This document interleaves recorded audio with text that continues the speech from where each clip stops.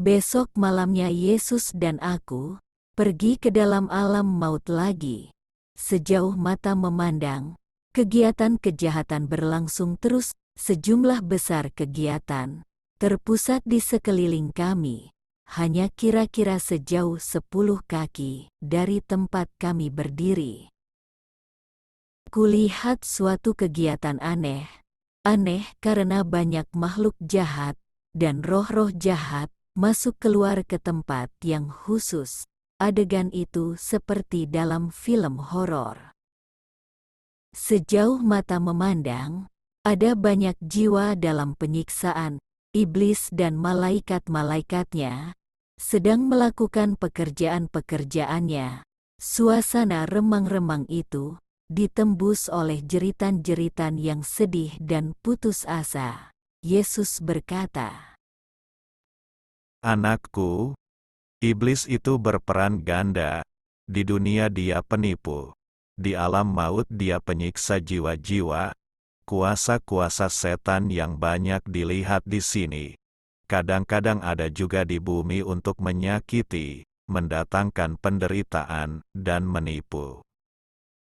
Akan kutunjukkan kepadamu hal-hal yang belum pernah dilihat secara lebih terperinci. Beberapa hal yang kau lihat sedang terjadi, sedang yang lain-lainnya baru akan terjadi di kemudian hari. kulihat ke depan lagi. Tanahnya berwarna coklat muda, tanpa kehidupan, tanpa rumput-rumput atau sesuatu yang berwarna hijau. Segala sesuatu mati, atau dalam proses kematian. Di beberapa tempat, terasa dingin dan lembab, sedang di tempat lain, terasa panas dan kering. Dan di sana, selalu tercium bau tengik dari daging busuk yang terbakar, tercampur dengan bau busuk dan basi, dari sampah dan bau apek. Iblis memakai banyak jebakan dan perangkap untuk menipu umat Tuhan. Yesus berkata, Di banyak perjalanan kita ke alam maut, akan kutunjukkan padamu banyak tipu-tipu setan yang licik dan busuk. kami baru saja berjalan beberapa yard, ketika kulihat di depan kami sebuah benda yang gelap dan hitam, yang tak enak dilihat. Benda itu bergerak ke atas dan ke bawah, mengkerut dan mengembang, dan pada setiap gerakan benda itu mengeluarkan bau anyir yang hebat, yang lebih busuk daripada bau yang biasa ada di alam maut.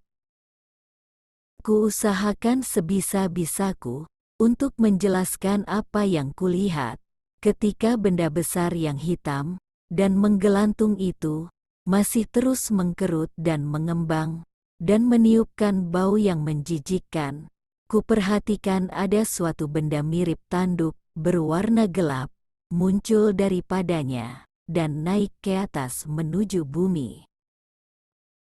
Kusadari bahwa benda itu adalah sebuah jantung besar, berwarna hitam, dan banyak jalan masuk ke dalamnya.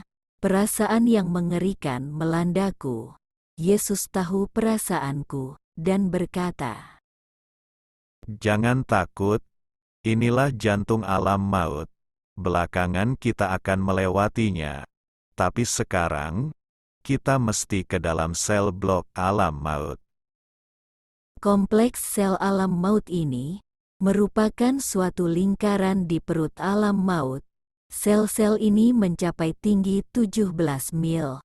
Aku mendongak ke atas, dan kulihat ada parit besar berwarna coklat di antara sel-sel itu dengan dasar perut alam maut. Dalamnya parit itu kira-kira 6 kaki, dan aku ingin tahu bagaimana aku bisa menyeberanginya. Baru saja aku berpikir begitu, kami sudah ada di gang dari deretan pertama sel-sel itu. Gang itu berfungsi seperti gang-gang atau jalan-jalan sekeliling sel dan sebagai tempat yang strategis. Apabila kita ingin melihat ke pusat alam maut, Yesus berkata, Perkara-perkara ini tepat dan benar. Suatu hari, maut dan alam maut akan dilemparkan ke dalam api, sampai kemudian sel-sel ini menjadi tempat milik alam maut.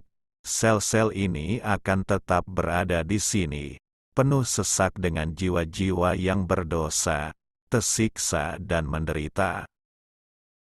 Ku berikan nyawaku, sehingga kau tidak wajib ke sini. Aku tahu, kengerian di sini benar-benar nyata, sebagaimana belas kasihan Bapakku adalah nyata. Kalau kau mau memintanya, Dia mau mengampunimu. Hari ini, berserulah kepadanya, dalam namaku. Yesus dan aku berdiri di gang. Dari deretan pertama sel-sel itu, gang itu, kira-kira 4 kaki. Di samping gang-gang, ada sel-sel yang terbenam di dalam tanah.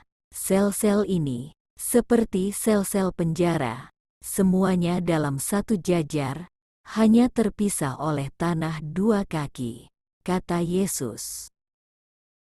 Blok-blok sel ini, tingginya 17 mil, mulai dari dasar alam maut. Di dalam sel-sel ini, ada banyak jiwa yang pernah terlibat ilmu gaib dan klinik. Beberapa adalah ahli sihir, medium, penjual obat, penyembah berhala, atau orang-orang jahat yang akrab dengan roh-roh kegelapan. Jiwa-jiwa inilah yang melakukan hal-hal yang paling dibenci dan ditentang oleh Bapa. Banyak di antara mereka yang sudah ada di sini selama beribu-ribu tahun. Inilah mereka yang tidak mau bertobat, terutama mereka yang mengelabui orang-orang dan membawa mereka menjauhi Bapa. Jiwa-jiwa ini sudah melakukan kejahatan besar terhadap Tuhan dan umat-Nya. Mereka cinta dan gemar akan kejahatan dan dosa.